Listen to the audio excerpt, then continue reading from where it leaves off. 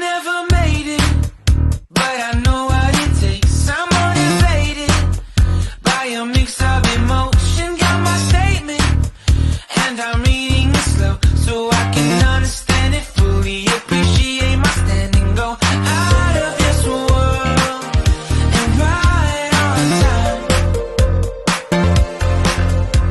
Oh, never in my life have I seen the sky light up like this. I'm far away from Earth and I wanna know if you exist. Mission control, do you read me? Send me my coordinates lately.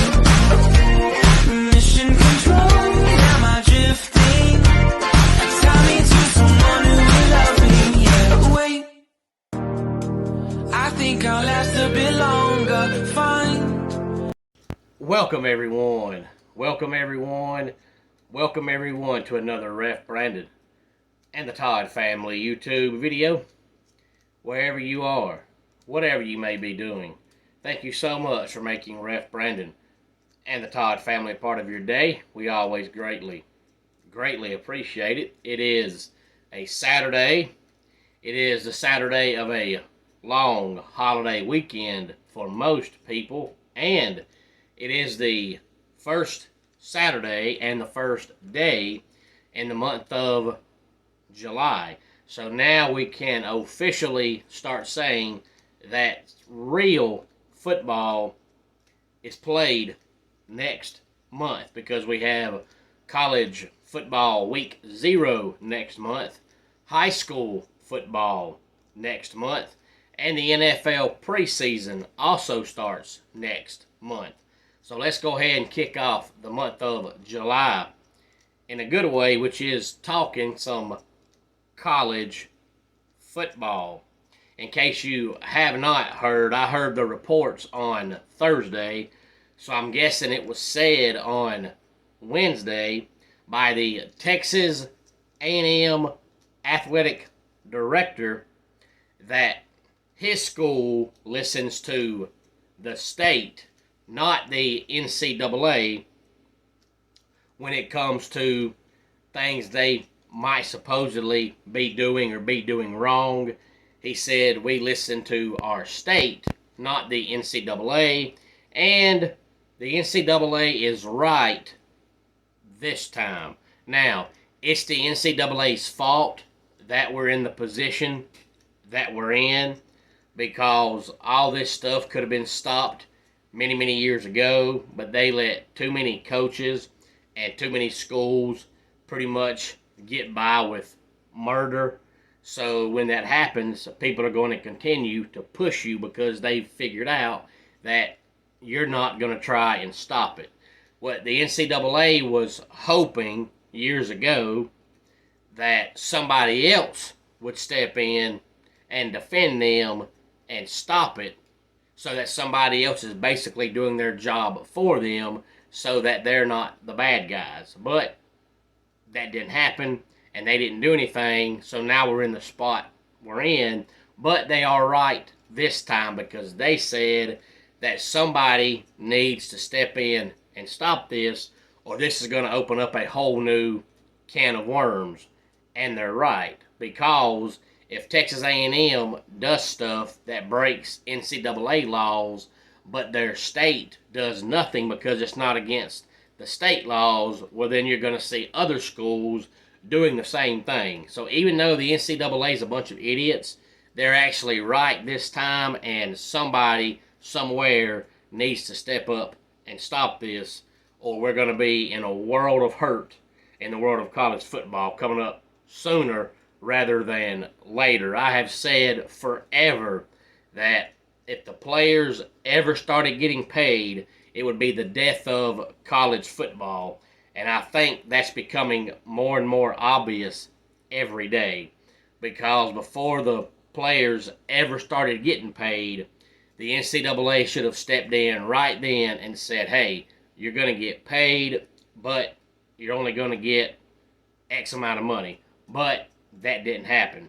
When this whole thing started, it basically was started so that if a player wants to go out and sign autographs, he can do that. And if he gets money for it, no big deal. If a player wants to sell a picture, he can sell a picture. And if he gets more money than what he expected out of it, no big deal. That was the purpose of this. I forget who it was, but there was a coach that came out last week and said this has gone way farther than what anybody ever expected. When this whole thing started, it was supposed to just be about, hey, you want to sign autographs? Go ahead. You want to get paid for it? Go ahead. And what's happened is it's turned into a recruiting tool. Hey, this kid can go here and make $75,000, or he can go here and make $95,000. And that's not what it's supposed to be about. It's supposed to have nothing to do with recruitment, but that's what it is. And I miss the days of the stories of the homegrown kids. And I mean, you're still going to hear those stories, and no matter who your school, who your team is, you've heard those stories. But I always like to use Clemson because that's the school that I'm most familiar with. I've been a Clemson fan for 27 years now. And when I say a fan, I don't just mean I'm a casual fan. I'll get on YouTube sometimes and go back and watch Clemson football games from the 80s, before I was even born, or in the early to mid 90s before they started winning. And I'll get on there and watch highlights and watch players talk about the school because that's my school. That's my team. If you cut me, I bleed orange. But growing up, you would always hear the stories, whether it's baseball, basketball, football, it doesn't matter, of kids that would say, hey, I'm going to Clemson because my mama went there.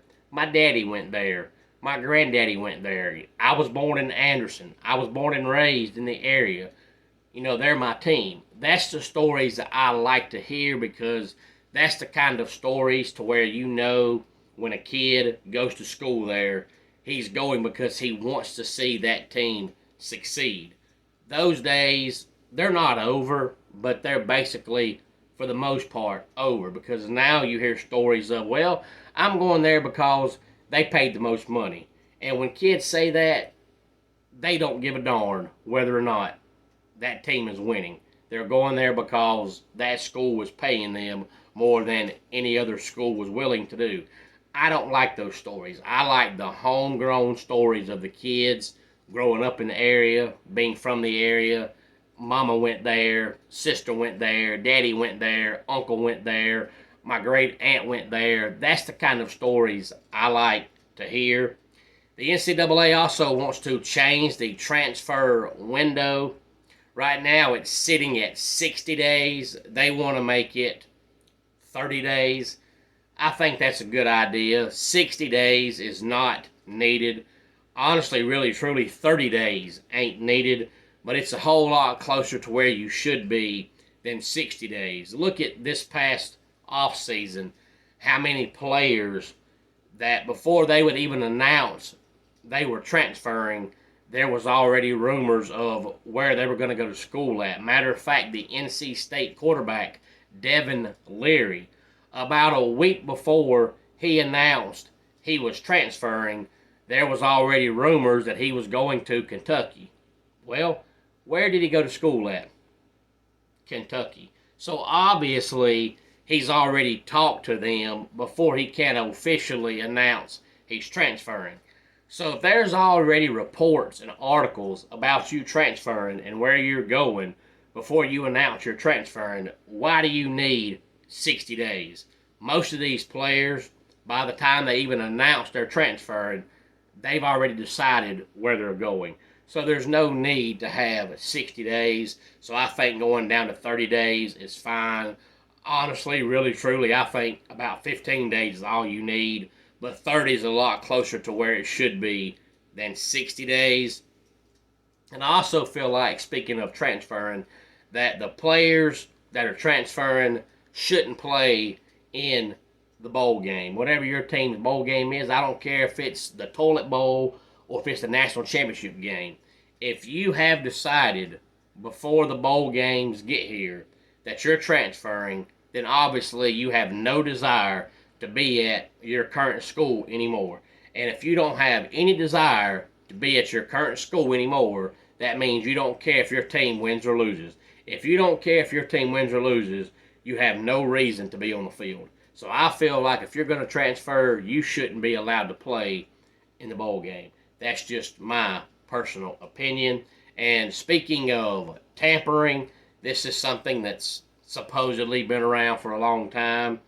And a couple of weeks ago, Kirby Smart had an interview, and I heard bits and pieces of it, and he was basically admitting that Georgia is guilty of it, but he's saying, hey, a lot of schools do it. You can't stop it. Basically, he's saying if you can't stop it, you might as well do it too. And not all schools do it. I'm not going to be one of those people that's going to tell you everybody does it. That's not true. There are coaches and there are teams that play by the rules. Don't try to make your team feel better about themselves and make yourself feel better about yourself by saying everybody does it. That's not true. Not everybody does do it, but most people do. But the reason why most people do is because there's basically no kind of punishment. It's like a speed limit. If you're going down the road and the sign says speed limit 65, usually if you go 70, 71, 72, you're fine. But if you pass a state patrol, whatever state you live in, and you're going 85 or 90, he's going to pull you over. Why? Because there's a posted sign of how fast you should be going. If there's no signs on the road and there's no speed limit, people can go whatever speed they want to. Same way with the tampering. People feel like they can do it because there's no punishment. The NCAA will say, oh, we're going to get you, and then they'll come and they come give you a supposed fine. Nobody cares about that. If they would tell these coaches, tampering is going to bring you a lifetime ban. If you get caught tampering, you are out of the game forever. And if they would do that, it would stop. But you can't stop something that's illegal and that's wrong if there's no reason to stop doing it. You have to give people a reason to stop committing a crime. Otherwise, they're going to keep doing it. So if you tell these coaches it's a lifetime ban, I guarantee you every single one of them would stop, because this is how they make their living. They don't want to give up coaching and go get a regular job. They want to make their living by being a head coach. So if you make them know that if they get caught tampering, they're out of the sport forever, they will stop doing it.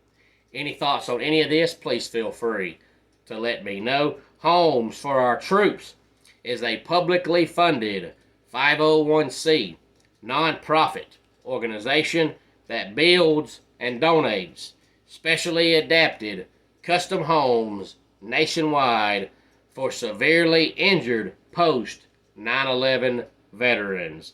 Since the 2004 inception, nearly 90 cents of every dollar spent has gone directly to our program services for veterans. Visit at hfotusa.org. Let's go ahead and get our dad joke of the day in here.